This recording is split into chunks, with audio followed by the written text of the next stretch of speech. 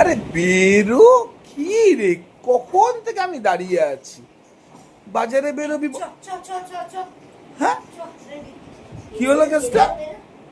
কি হয়েছে? কেসটা কি হলো? কি কেস? তুই বল, কি কেস? চুরি করেছিস কেন?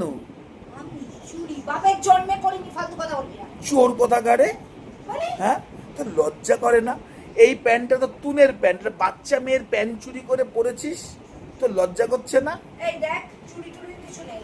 তোর মেয়ে হলো একদম গৃহপানা, পড়বে না।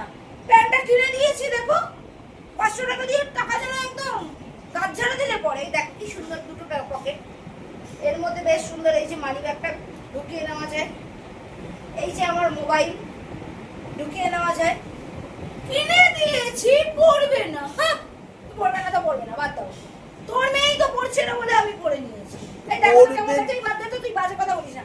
তোমরা দেখো তো কেমন লাগছে, তাড়াতাড়ি বলো, কমেন্ট কমেন্ট কমেন্ট করো, তাহলে আমার বরের মুখে সেলোটা পাঠতে যাবে। দেখো কেমন লাগছে।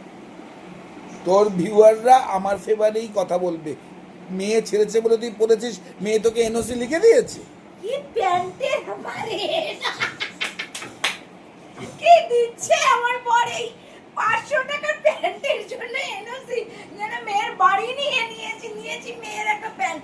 ও কিছুতেই পরছে না, দিলেই বলি না এটা আমি পরবো না, দিলেই বলি না আমি এটা পরবো না। যাচ্ছিলাম যখন ঘুরতে, আমি বললাম মা এই প্যান্টটার সঙ্গে একটা ব্ল্যাক গেঞ্জি পরে চলো, চলে যাবে, ক্যাজুয়াল আরাম লাগবে। না আমি এইসব ড্রেস পরবো না। গৃহপানার সাথে তোর আরে তো কথার কি আছে রে? মেয়ে বড় হলে মা মেয়ে দুই বন্ধু হয়। মেয়ের ড্রেস মা পরবো, মায়ের ড্রেস মেয়ে পরবে, এটাই তো নর্মাল। তোদের যখন ছেলে হয়, ছেলেরা বড় হলে, তোরা যখন বাপ বেটা এক ড্রেস পরিস, তখন তোদের ছেলেগুলোর লজ্জা লাগে না? আর আমি মেয়ে হয়ে আমার মেয়ের ড্রেস পরেছি মা হয়ে, তাতে এত কথা কিসের রে? আমি মা, তাই মেয়ের ড্রেস পরেছি। মেয়ে যখন আমার শাড়ি পরে সরস্বতী পুজোয় যাচ্ছে, কই আমি তো তখন কিছু বলছি না, এটা তো মেয়ের পরিত্যক্ত ড্রেস, তাই পরেছি। ভালো করিনি, তোমরা বলো।